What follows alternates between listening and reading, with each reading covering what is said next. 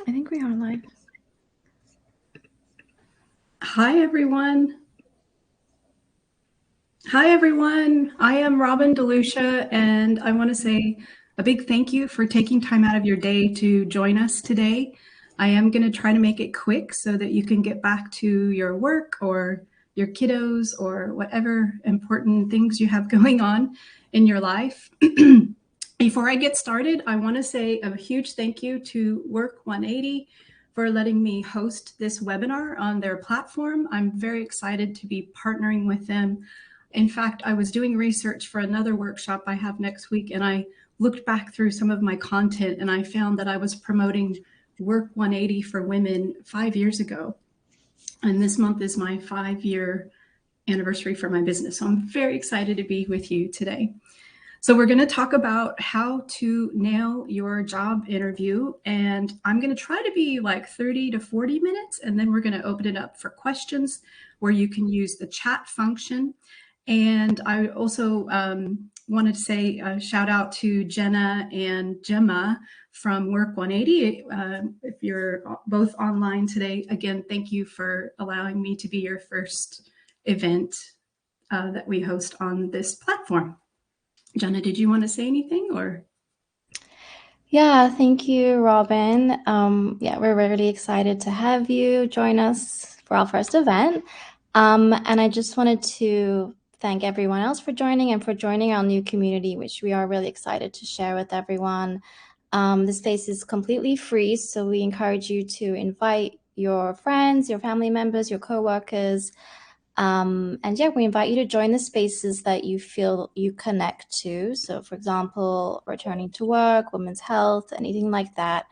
And again, this is a safe space where you can ask questions and share advice. And we also encourage you to look at the resources and share a resource. Yeah, and definitely you can DM me or Robin, of course, afterwards if you have any questions. Yeah, I will let Robin go ahead. Thank you. Awesome. Thanks, Jenna.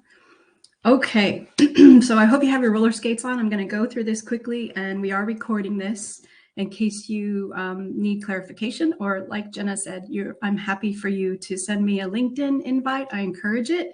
It's part of networking, which I teach people to do, and it's not in the comfort zone for a lot of people, so don't be shy about sending LinkedIn invites. Okay, so what we're going to cover today is what you can research before your interview.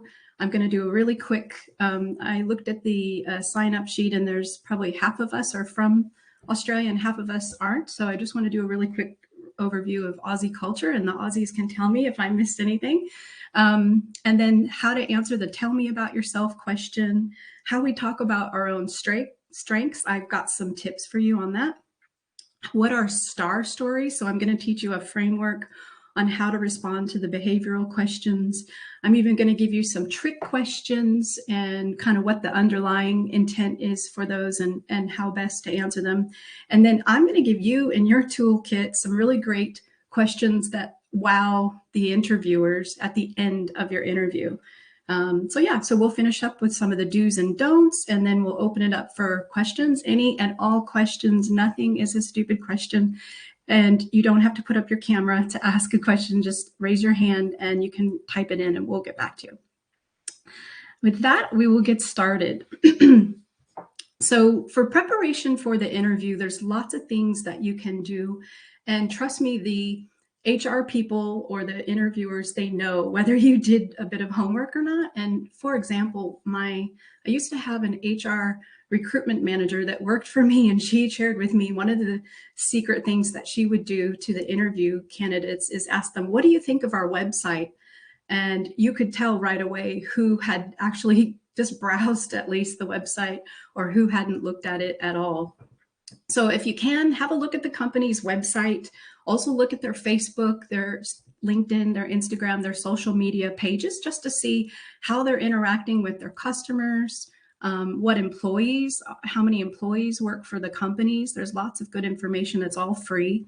And if they're in any recent media news, because again, any knowledge, it just shows you that it shows the interviewer that you have more information than your competitors that are interviewing. So it's always a good sign.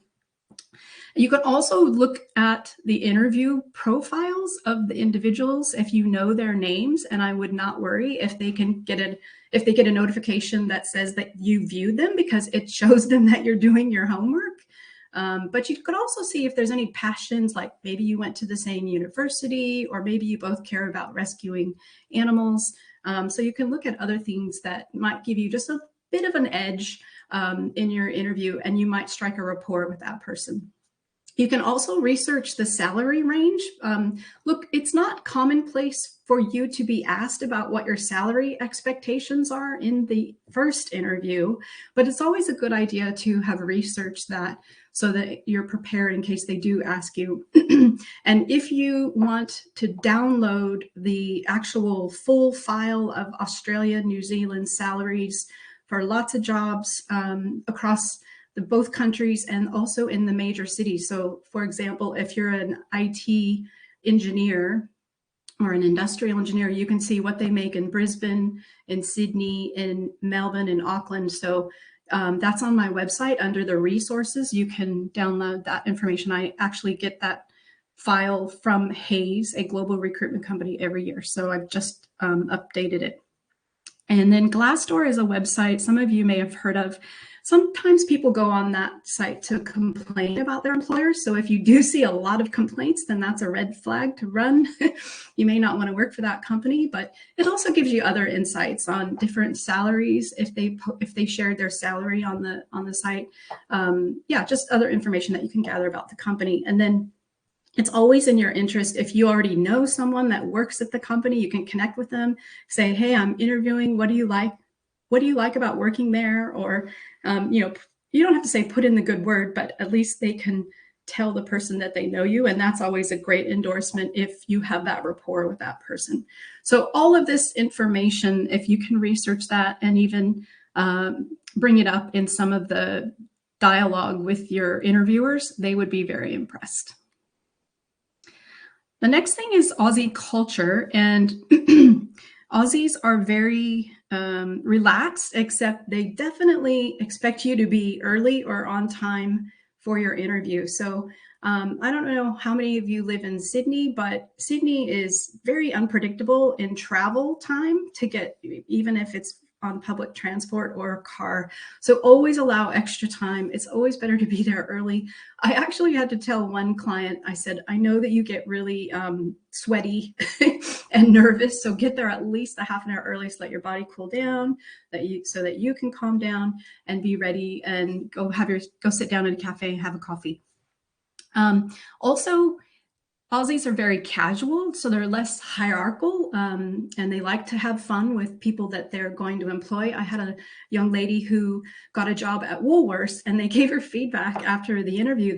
They all talked about her and said, because I guess the team interviewed her in the second round, and they said, would we want to have a beer with her or go out with her? Would she be fun? And they all agreed that they loved her. She's already had 2 promotions in like 18 months of working at Woolworths in the marketing department. So that was great. And then the social interaction, they do like to know that you would at least go have a coffee. Some teams want to go have drinks, not mandatory, but for you to participate in those events, it means a lot. It does not mean that you have to drink alcohol, but they just really appreciate that you would take time out of your day to go hang with them. So that's kind of the Aussie. I had a project when I worked at American Express. I could not get my Aussie guys to cooperate. They were all network engineers. But once I came here and once I went to the pub with them, when I got home, they were always cooperating with all the tasks that I assigned them in my project. So I was very excited. And then body language, make sure, I know handshakes have gone out as the norm, but if the person does put their hand out, make sure it's not a wet fish handshake, make sure it's firm, and you're looking them in the eye. And some cultures struggle with that, so practice looking at them in the eye, especially if there's 3 interviewers and only one is asking all the questions. Still try to maintain eye contact with all 3 when you're giving responses to the questions. And the last thing is Aussies are direct. They will say what's on their mind. So they don't like when we waffle. And what that means is you are asked a question and you ramble on and don't specifically answer the question. So that's why I'm going to teach you the STAR framework so that you can answer very precisely and quickly, and you've got your point across to them. Okay, for the tell me about yourself, I've also confirmed this with HR recruiters. When they ask you this question to respond, and it's usually the very first thing that they ask you, is your chance to give them a little bit of personal information. It's your chance to be vulnerable. And so they do not want you to summarize your entire resume, because you should assume they've already read it if you're there for the interview. But it's a chance to kind of say, you know, I grew up in India. I moved here with my husband and my 2 children. We love bike riding and we love cooking classes. And, you know, I chose accounting as my career because, you know, that was something that I loved in school. I loved maths. And that was a very prestigious career that my parents approved of when I was trying to decide what I would study. So that's a tell me about yourself speech. And what it does is it allows you to strike a rapport. So if one of the other people that's interviewing you has 2 small kids, now they feel like you're in the same turf. They feel more bonded to you. Or if you like, you know, the Aussie cricket team or just anything, all of those things are okay to share. Again, you're keeping the response to this tell me about yourself to 2 minutes. I recommend that people have kind of bullet points and practice it in the mirror with your dog, with your kids, so that it kind of flows. And it doesn't matter what order, but it's just giving you the chance to talk about yourself as a human and what are your interests. And it's the opportunity for you to build a rapport with the interviewers. Okay, now strengths. So I will disclose to you that I am a Gallup accredited strengths coach. And that means that I've done over I've lost count, 700 one-on-one strengths debriefs. Now, what Gallup strengths are, there's 2 names for it. That you might have heard it called the Clifton Strengths Finder, which is named after the psychologist, or you may have heard it as called Gallup Strengths, which is the company that now owns the intellectual property and the research behind it. No matter what, it's almost 30 million people have taken this online survey. It only takes you 40 minutes. You get your results right away, and it will give you your top 5 strengths. It costs like $35 to $40, and it gives you a customized report. So if you're worried about how you're going to talk about yourself in your interview, I really recommend that you take that survey and bring it to the interview. Lots of people have told me the employers loved it. Now, once you get your strengths, sometimes they're in terms that aren't universal. They're not intuitive to somebody that doesn't know about this tool. So you have to kind of explain it in your own words, but also back it up with an example. So when I tell you that I'm a relator, I'm a team player, I like working with people, I like checking in with my people. Positivity, that's self-explanatory. I'm always saying good morning, very cheerful, empathy, listening without judgment. All my friends come to me to download their problems. Developer, I love being a cheerleader for my clients. And woo, which is winning others over. I love talking to the bus driver, the Kohl's cashier. And so I'm just giving you really quick examples of how I use those. If you have analytical, you might love data or spreadsheets. If you have strategic as a talent, you might love mapping instead of using your mapping GPS app. You might love figuring out how to get places on your own. So strategic are very much like to have a plan A, plan B. I really encourage you to look up your strengths and gather those if you can, because it gives you a bit of a language to talk about yourself, and it is a customized report. So if you and I both have relator, it will describe you slightly differently because of how you answered the questions. Okay, the next thing I want to talk about is the STAR framework, and this has been around for a long time. There's an alternative version of it, which is called the CAR, I think. But I really like the STAR because it helps us break down our responses to tell the interview a story, and it's in response to a behavioral question, which is very much the norm for most interviews nowadays. They want you to tell them about a very specific story rather than you give them a list of all the skills and attributes you have. The story is much more powerful. And we break this story into 4 parts. So the first part is the situation. So you always tell them what job you had and where you worked. And then the task is kind of the problem, like what was the challenge. The action, it always should include a couple of actions that you did. Some people get stuck on, they will say actions that we did, and that doesn't serve the purpose of this question. They really want to know how you contributed to solving that problem. And then what was the result? One high school student told me, oh, she's like, that's perfect, because I always forget the punchline. So sharing the result, and it can be metrics. We saved the company 10%. It could be, I got a nice thank you note from my boss. I turned a, very crusty customer into my advocate. She only would speak to me every time she called our call center. It could be, I got a promotion. So all of these things are positive results that were attributed to your good actions in this situation. What I recommend is that you have at least 6 star stories prepared. You can bring your piece of paper to the interview. I always used to do this at American Express. They were very big on behavioral leadership questions. And so I would have a problem solving story. I would have a teamwork story. I would have a leadership story. I would have a communication story. I would have a conflict resolution story. And the more different stories you have, the more credible you are. And even better if it's from different employers, because that gives more proof that you have the same good behaviors at multiple places that you worked. And it's okay if the story was from 5 years ago, if that's relevant to the job that you're applying for and interviewing for. So don't worry about job gaps, but just have those star stories ready. And those are also what I encourage people to write in their resume on their first page. Okay, so these are tricky questions that you could be asked in the interview, and people are so caught off guard. So what's your biggest failure? And what they want to know is, can you learn from your mistakes? Do you admit to making a mistake, or do you hide it?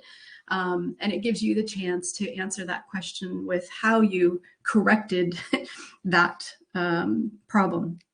So I'll give you an example of what I used to use as that response. And it was, I worked at American Express. I'm using the STAR framework, by the way. I was a director of vendor management, but I was brand new, and the senior management knew that this was not my forte, but they desperately had a gap in this role, and they begged me to take on this vendor management role. And so as a result, you participate in RFPs where you're going out to market to bid for technology companies to bid on new services.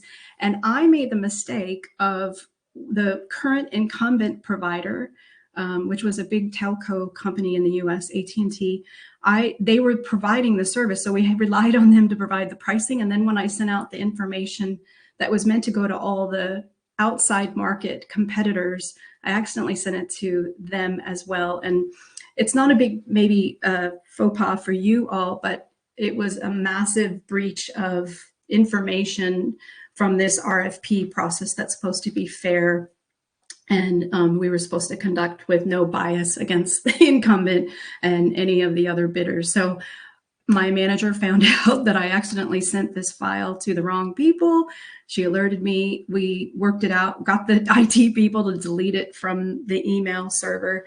But that has always, that happened 20 years ago. And that has always made me hyper vigilant about confirming before I hit the send button who my messages are going to. So that's a response to what's your biggest failure. It doesn't have to be as big as mine, but it can be something that is honest, and it doesn't have to be at work, but it is better to be a work-related response.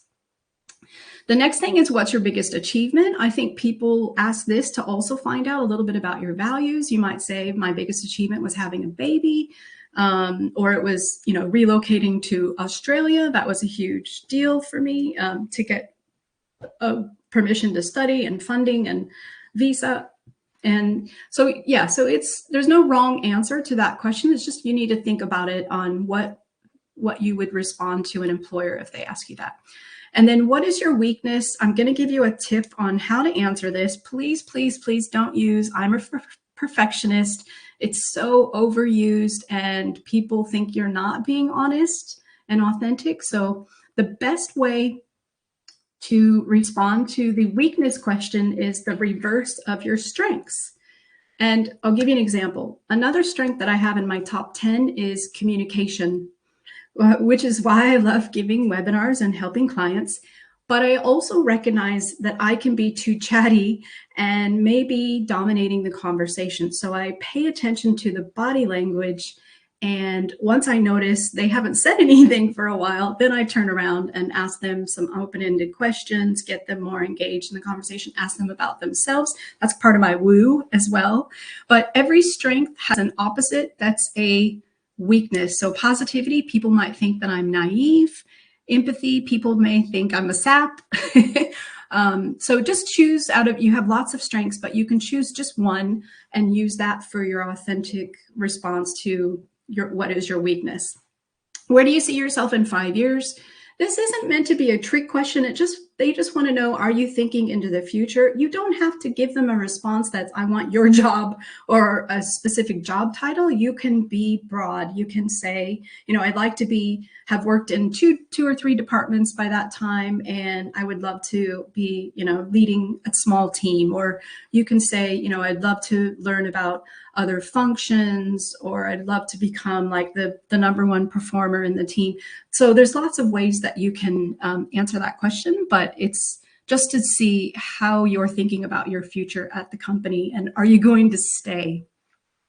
Why did you leave your last job? So it's so important not to make it a negative story, no matter what. The only exception to that is if it's a public company that went out of business, then you can be honest, like the company tanked, they didn't pay me. So you can be honest with that. But otherwise, you don't know what their judgment might be on you if you give them a negative story that you really truly did have a toxic boss. Save that for after you get the job. Why did you leave your last job? It lacked learning opportunities. I really wanted to grow. I'd been there for a long time and I just felt like I really need to change. It's okay to also say the commute was too much. You could say that, I really want to learn about your company and the new technology or the new products that you're releasing. So just try to make it positive. And other trick questions are, what's the last book you read? So just be thoughtful about that. I think you can still use your personal preferences in that question, but it's just being ready for it. And then, what are you passionate about? So you can be honest. I'm passionate about raising money for cancer and doing an annual cycling event to do that.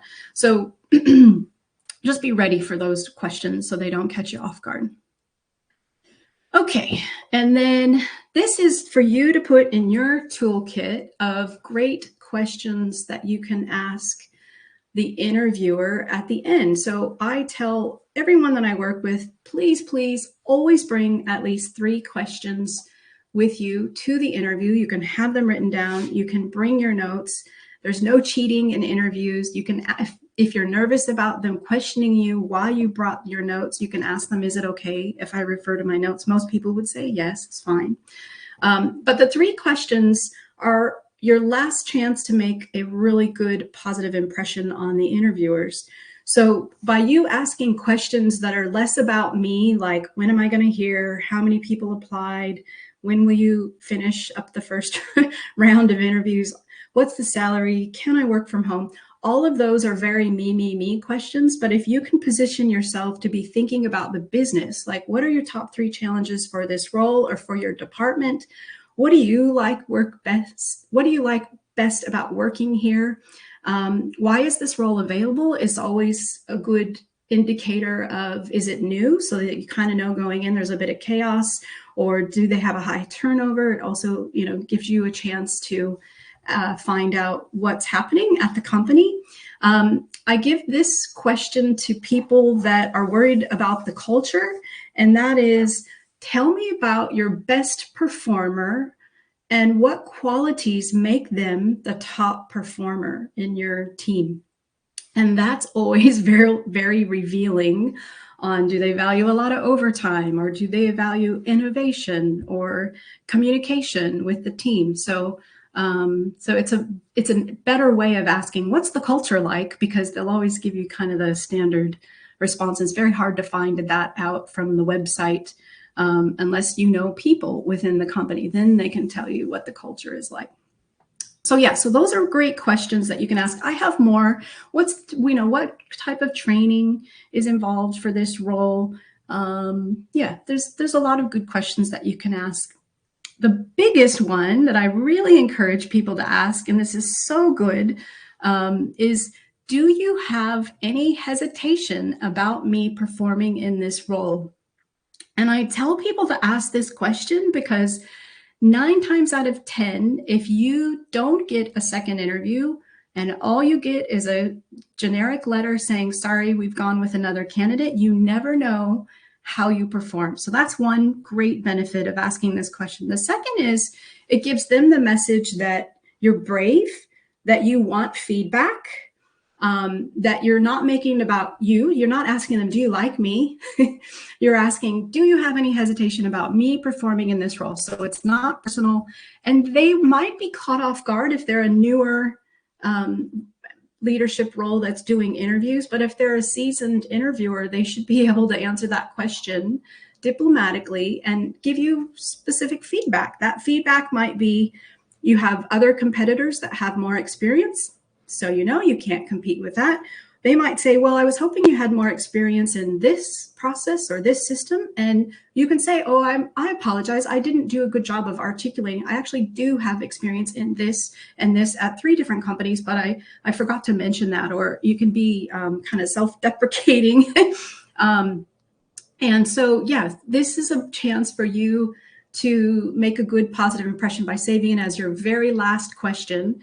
And they should be able to give you some feedback right then and there. And that goes a long way for us, because I think we all, there's only one human that I've met that said, I love job interviews. No one loves job interviews. And so it's important that we get it right. So we show confidence, but we don't appear arrogant, because Aussies have a saying, it's called tall poppy syndrome. They don't like Aussies or people to be too overconfident. And the tall poppy is the tall flower in the field that stands out. So I personally have had to work on being less tall poppy from my American heritage, because I think Americans come across more confident. And so I've tried to be more humble in sharing stories and talking authentically about myself. I hope this helps you.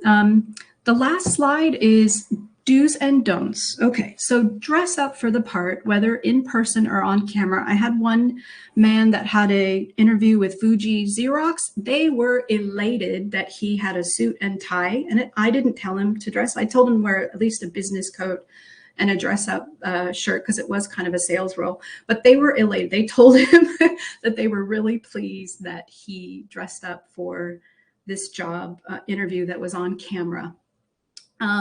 So yeah, be very conscious. I did a color analysis a few years ago, and it was really great. And you can Google this online to find out if you're a warm or a cool. I found out that I look better with, it matters with your hair color and your eyes, but the warm autumn colors are better for me. So the jewel tones like burgundy, purple, red, navy blue, forest green, all of those colors are great for me.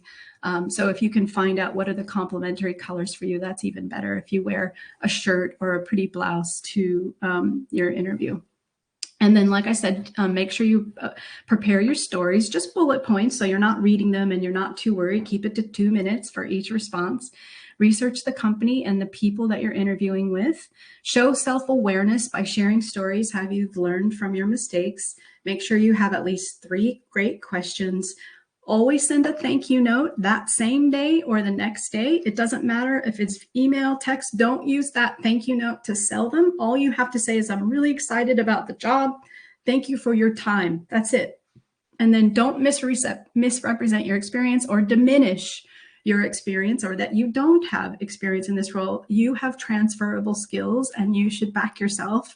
And especially if you had a career gap. I had a man just recently from Spain, and he was depressed. His friends asked him to come to me for help, and he was an industrial engineer, so they make like metal parts.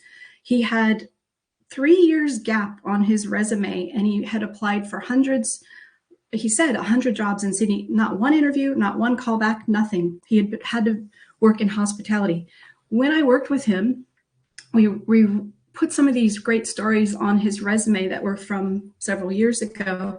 He got an interview in 1 week. He's on a student visa, so they're giving him a 3-month trial, and they are considering sponsoring his visa as an industrial engineer. They want him to be kind of a team lead, which is similar to what he did back in Spain as a production manager. So don't worry about the gaps. You still have those great qualities and great experience. And don't forget to bring your notes. You can ask them. The star pose is a YouTube video by a psychologist named Amy Cuddy. And she talks about if you get to the interview and you go in the bathroom and do your star pose for like a minute or 2 minutes, there have been studies that prove that this helps your body, your brain calm down. It helps your chemistry, your blood. If you take deep breaths, slow down, and it helps you perform better in the interview. So go watch that YouTube video. Again, it's Amy Cuddy, and it's all about like when they go through at the Olympics, they go through the finish line. It's that star pose, or you can do it on your hips as well. So I tell that to people that are really, really nervous before interviews.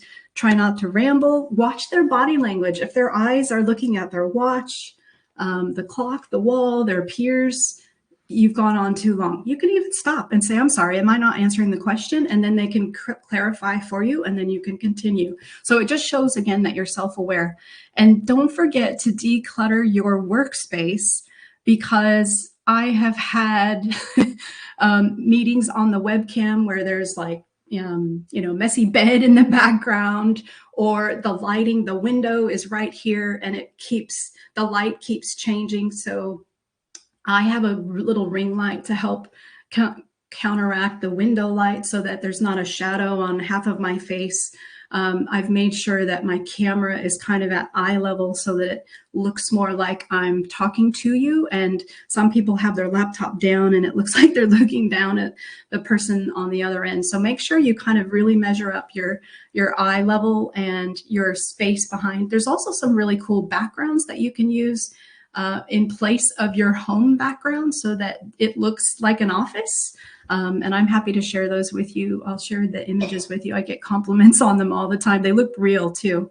So I think those are my tips. The last one is definitely, if you're in doubt, turn off your self-camera view when you're in an interview. You do not want the distraction. You wouldn't have that advantage when you're in an in-person interview. So don't use it when you're on a webcam interview. It's just too distracting and you start to worry about your facial motions and your eye contact. So just be you and go get them. And with that, I would love to open it up for questions. Thank you, Robin. In the chat, we have 2 questions so far from Erin and Anita. But yeah, just type in the chat and Robin will get to your questions. Okay. All right. So Erin, great question. When you say bring it to the interview, do you mean just bring the Gallup Strengths to the interview? Yes. So when you take the Gallup Strengths survey, it gives you a couple of different reports. But there's one that you should bring to the interview, and it's usually like 5 to 7 pages. And it's got a paragraph summary for each of your strengths. Because 30 million people have now taken this survey, I think it's in 27 or 28 languages around the world. A lot of people are familiar with it. So if you bring that survey to your interview and just have a mention of it, sometimes the managers are very interested in it. And it also backs up questions that you might have already answered with, what are your strengths, or, tell me a story. So yes, bring that printout to your interview. Absolutely. And then Anita, so what is it? Anita says, asking questions has to be different for the same company. Second round of interview, I found it is with a different person. So asking questions, oh, I see. I think you're saying, what questions do I bring to the interview to ask them if it's a second interview? And I do have an interview guide on the resources page of my website. And I think I have 10 or 15 really good questions that you could bring. So yes, you could get 2 new questions, but the third could also, again, ask them, do you have any hesitation about me performing in this role? Because I think it's important for us to get feedback, and we just generally don't. In fact, it's disappointing that for so many of our job applications, we never even get a response. Okay, so what else? What are the other questions? Jenna, help me, because there's more than I can see. So let me just look at how to ask. Go ahead, Erin. Jenna. The one, okay, they're coming in quick.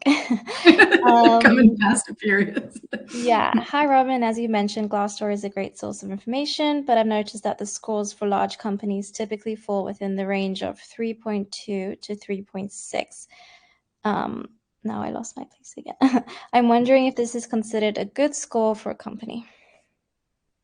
Well, look, Glassdoor has been making changes, so I am not an expert in that space. I would take it with a grain of salt. And I know, because it's been around for 10 years at least, that people originally used it for more kind of a sour grapes.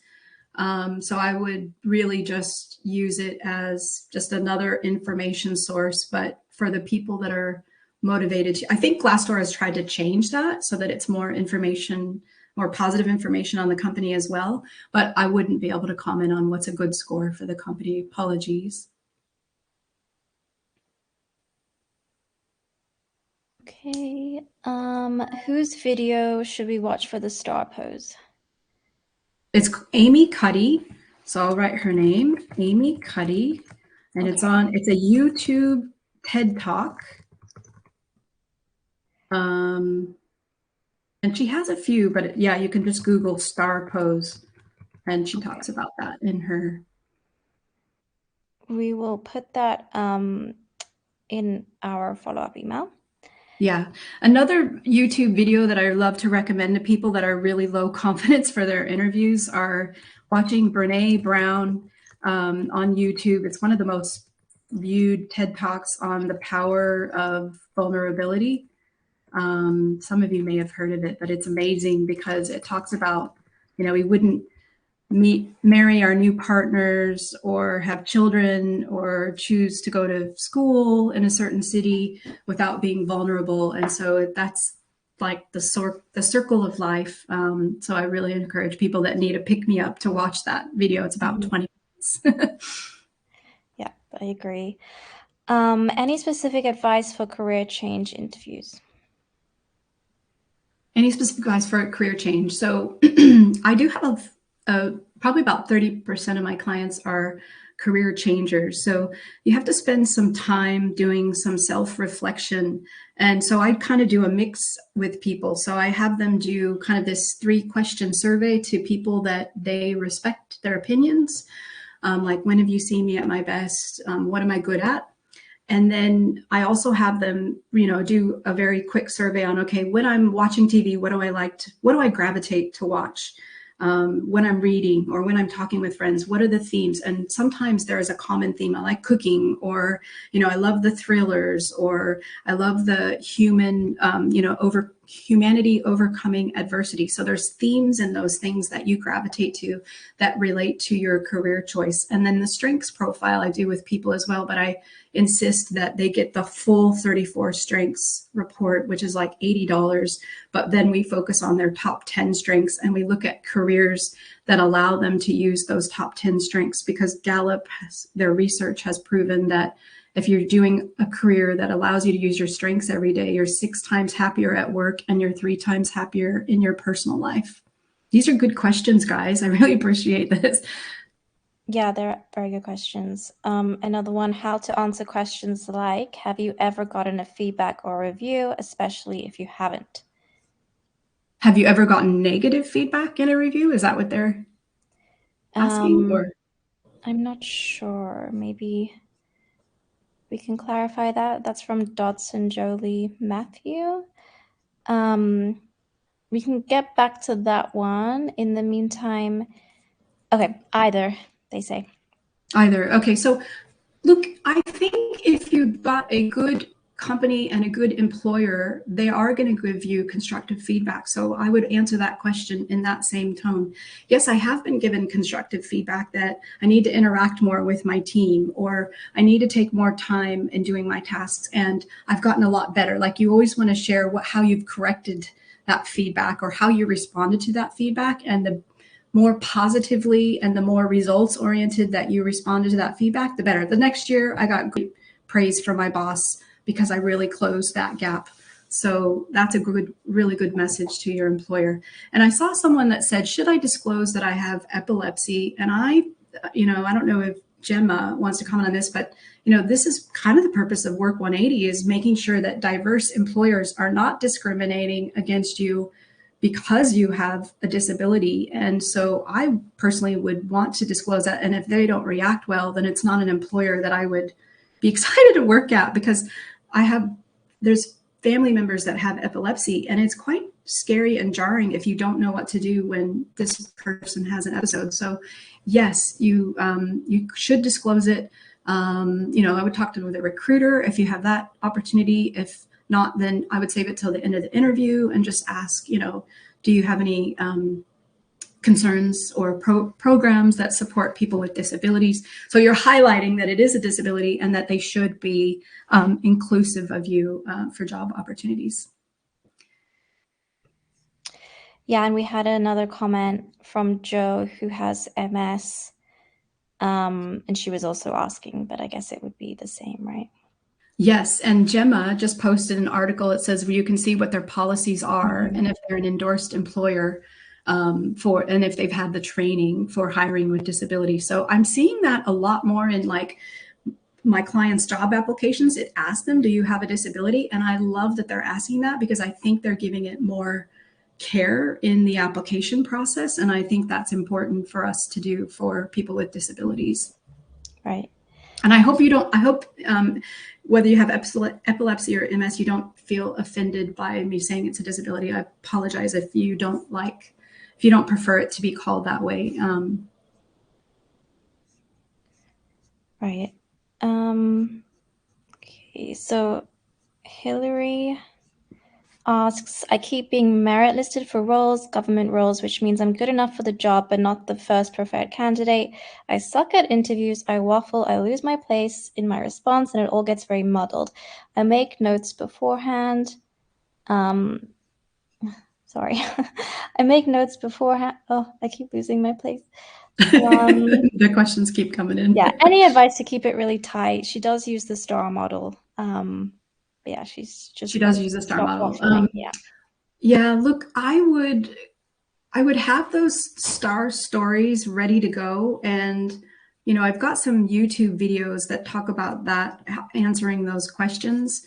I do practice interviews with people, but you can hop on my website and reach out to me or send me an email. My email's on my website on the front page. So I've found that this year I've had more people that are nervous and not doing well with interviews. And so they've scheduled a one-on-one with me. And I think they find it really helpful, because we can talk through their responses and where they get jumbled and what's a more precise subject to talk about, and we might even switch the examples that they use in their responses. So yeah, it's hard to say, but yeah, that's tough. Like, some people just do not love interviews, and I feel like there's so many great performers that we miss out on because of that.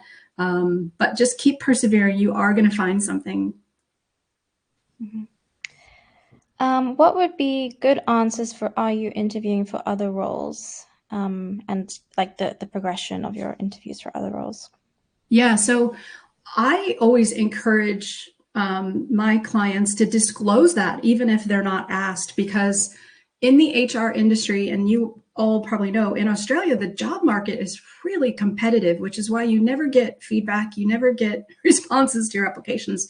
So if you're interviewing, they are serious about you coming and joining their company. So it is nothing worse, and you're burning a bridge by not disclosing to them that you are interviewing with someone else. Now, the reason that's a good message to tell them is that it makes you more of a hot commodity. You're more marketable. And so they're going to probably try to expedite their process to get a decision. So that's not a bad thing. And you might be more confident in asking for the salary that's fair. So yes, you should disclose if you're interviewing with other companies, especially if you're working with recruiters, because there's nothing more embarrassing than a recruiter putting a candidate forward and then they ditch it at the last minute, or they tell you they've had another job and you're kind of blindsided by that. So yes, it's good for you, and it's good for the employer and recruiters to share that information.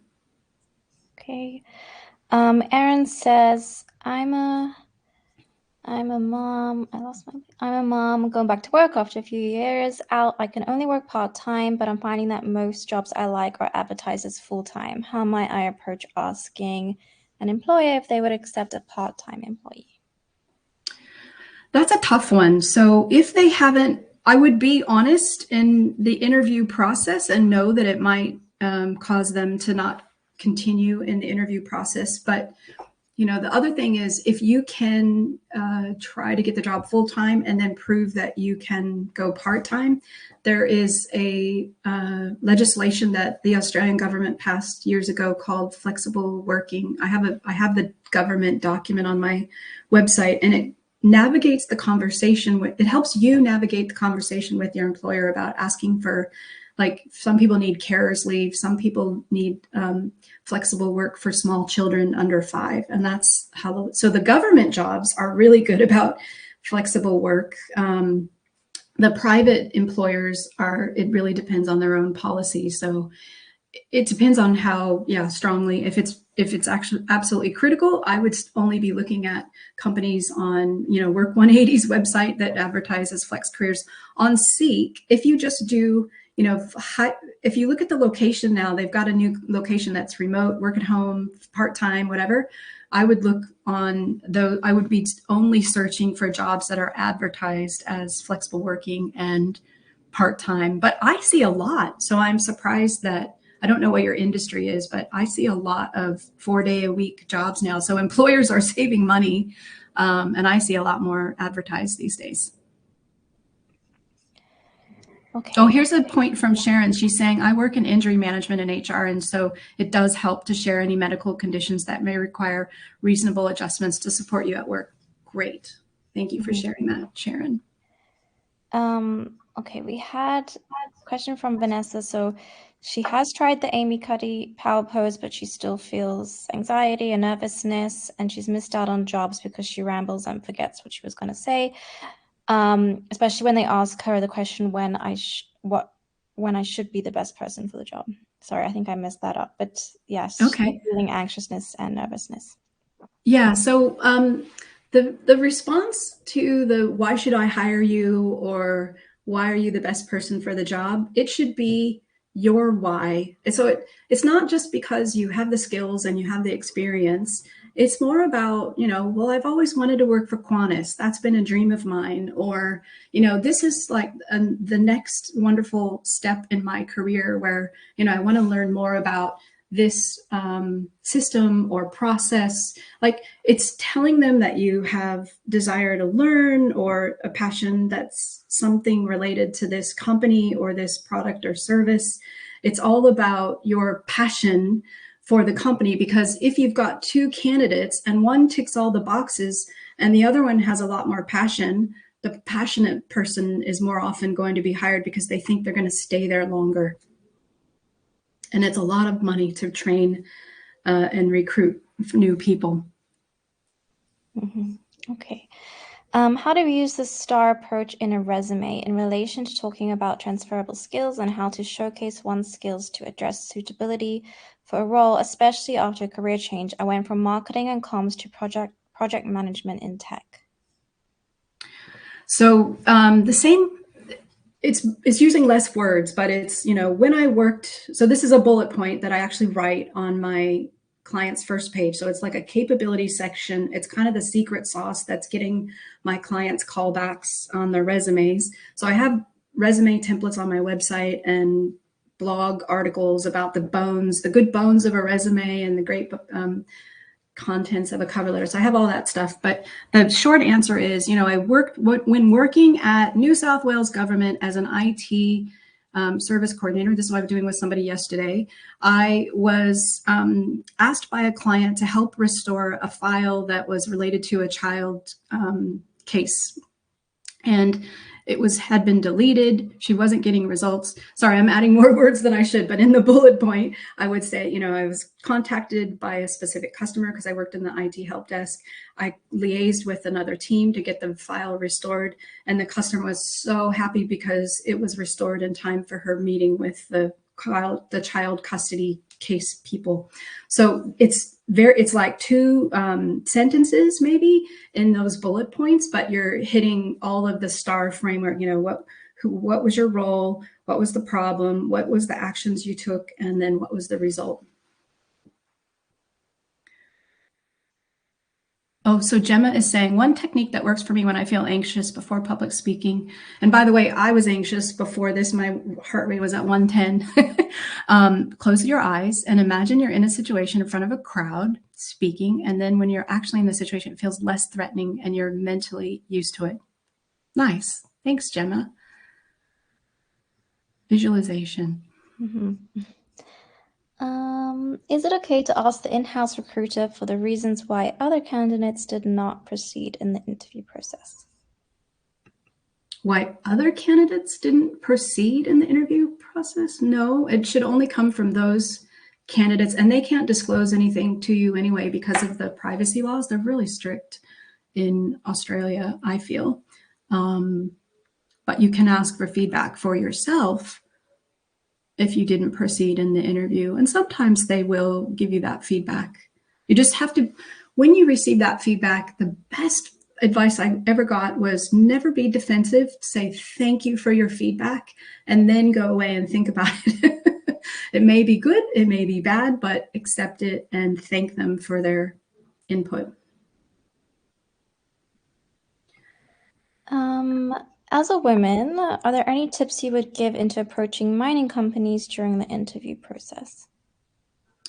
I'm not sure, to be honest with you, it's a little bit of a conflict of interest to approach them during the interview process. So if you're trying to get the interview, I would be using LinkedIn or messaging if you have contacts, like text messages. People obviously respond to, like, hey, my colleague referred me to you. I would love to get your career advice. So you're not asking them for a job. During the interview process, I would stay back and wait for them to navigate that process because they might feel that you're interfering with it if you're trying too hard to get into the job. So yeah, so they have to conduct a fair process. A lot of companies will take notes. They have a file in case they ever get accused of being unfair in that recruitment process.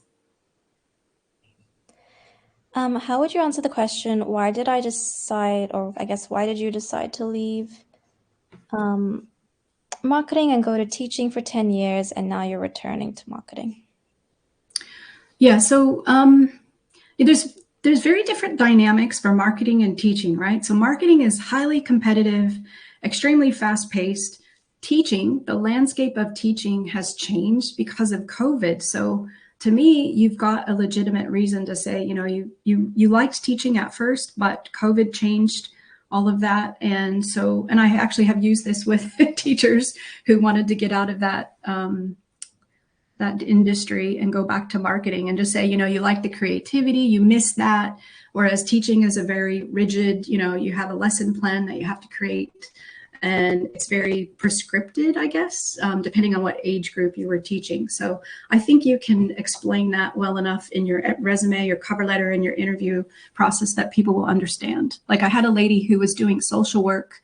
She was a social worker, and she was triggered by some of the violent people, the violent threats she was getting. And so because she had been in a domestic violence situation, she wanted to get out of the social work, even though that was her degree. And so we wrote in her resume and her cover letter that she really wanted to change, that it wasn't healthy for her and her two small children. And now she's doing great at a not-for-profit as an admin. She's had salary increases, and she's thriving. She's doing really well.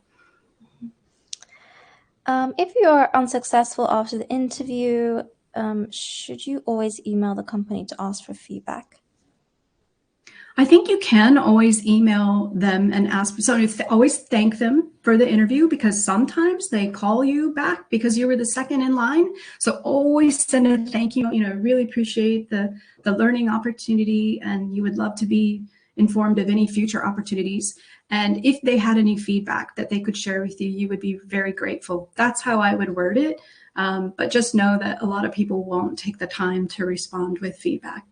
But I have heard of people getting a call back because they were the second candidate and the other person didn't work out. So keep those bridges positive and open with those companies. Okay, so Eva says, English is not my native language. Is it okay to write at the end of a cover letter that I could not find someone to proofread before submitting my application? And Gemma did suggest Grammarly, which we all use at WORK180, actually. It's a great tool. Yes, Grammarly is there's a free version of Grammarly that you can download, and I have a couple of other clients that same struggle as you. One lady's from Peru, and I really have encouraged her not to send me emails until she's used Grammarly to check it, so that she gets in the habit of the proper English grammar and punctuation and nouns and pronouns, because yes, they do kind of look for any reason to throw out your application. So if there's, you know, visually anything that's confusing or does not flow in the sentence format, they'll move on to the next application. Okay, could you share any suggestions for the situation when we encounter unexpected brain freeze, unexpected questions or get sudden brain freeze? Yeah, so honestly, if I had told you at the beginning of this webinar, I would say, I'm sorry, I'm nervous. Just a moment while I gather my thoughts. Would you all judge me or think negatively of me if I said that? I would like to think you would not. And so it's okay. And people recognize that most humans are nervous doing an interview. So it's okay to actually call out that, I'm sorry, I'm nervous, or can I start again? As long as you don't overuse it in the interview session. So saying it once, let me get my thoughts. That's a good reason why you bring your notes, so that you can go back to the stories that you wanted to share, or the questions that you wanted to ask. So it's hard, but look, if you say, I'm really sorry, I'm nervous, people will kind of soften their approach and not ask, as difficult questions, or they might phrase things a little bit more understandable, I guess. So it is okay to make that statement that you are nervous, and most humans will understand that and take that into consideration. Okay, so we've got one more question, which brings us to an hour. But of course, we'll be sending an email, and then you can always reply to that email. So Absolutely. Our last question is from Elizabeth, who asked about the mining. So she just wants to know any more tips for women going into a male-dominated industry, such as mining, and how to prepare for the interview, knowing that you're new to the industry. Mining is tough because it's very blokey and very, I have to say that there's a lot of misogyny, but I have known female leaders that worked in the mining industry, and it's kind of the fake it till you make it. not getting emotional, not letting them know that they're rattling you or that you've got this. It's also about asking questions. It's finding your tribe within the team so that you've got some trusted people that you can go to ask for advice and how to handle certain situations. As far as networking, if you're trying to break into the mining industry, I would be using LinkedIn. I would be approaching strangers on LinkedIn, and I would say something like, I would send them an invite and I would say something very personal like, I read your profile and I really loved that you went from OH&S, coordinator to OH&S manager in a matter of 6 months. Like something that tells them that you really dug into their profile and that you appreciate, I'd love to hear about that. I'd love to have a virtual coffee with you, or I'd love to buy you a coffee if you're up for it so that I can ask you for advice. So it's always asking for advice, and people are happy to talk about themselves and share their advice. I had two of my old neighbors. One was a lawyer, a senior solicitor, and one was a data scientist. And I had two clients that were interested in those fields. So they both of these different neighbors met with my clients just to give them advice and let them ask questions. What do you like about the job? What do you not like about the job? What do you suggest that I go study in preparation to work in this industry? I don't know. Does that help, Liz? Yeah, and Gemma just shared a really great blog Cool story about a woman who went from childcare to mining. Yeah. I love it. Yeah, very cool. Okay, we're going to sneak in one more question before we go. Should the strengths be in line with the job profile? It's a good question. So yes, your strengths, this is my opinion, so this is not feasible for everyone, but it's always important. And in my career, I have seen that when you know what your strengths are and you choose a career where you get to use those strengths, you are happier. And so if, let's say, one of your strengths is harmony and you don't enjoy conflict, but the husband and wife owner of the company are constantly battling, it's not about you. They're not arguing with you, but it's something that just it makes you dread going to work every day. That is the time you need to go to a new business, because as a person with harmony, it just doesn't align with your values. You would like to be in a workplace where everybody is supportive and encouraging. I know most of us would like that anyway, but for somebody with harmony, it's really, really hard to work in that type of environment. So yes, your strengths should align. And I actually went through for people that can't afford to do the strength survey, I actually made a page on my website of a 1-minute summary of each of the 34 strengths, and also what's the weakness for each of the 34 strengths. So have a look around there if you can maybe identify what your own strengths are. Okay, amazing. So yeah, as I said, all the resources that we spoke about will be sent out in an email to everyone. And yeah, if you enjoyed this, our next event is going to be in 2 weeks. It's going to be on burnout. So definitely share that with your community as much as possible. It's also going to be free. And yeah, Robin, anything you wanted to add before we jump off? No, I would just invite everyone to send me a LinkedIn request or connection request or an email. And if any of these tips gave you the leg up and you got the job offer, I love your good news stories. We would love to hear any good news stories that people got the job because of some of these strategies and techniques. So go get them. Thanks for having me today. Thank you, everyone. Bye.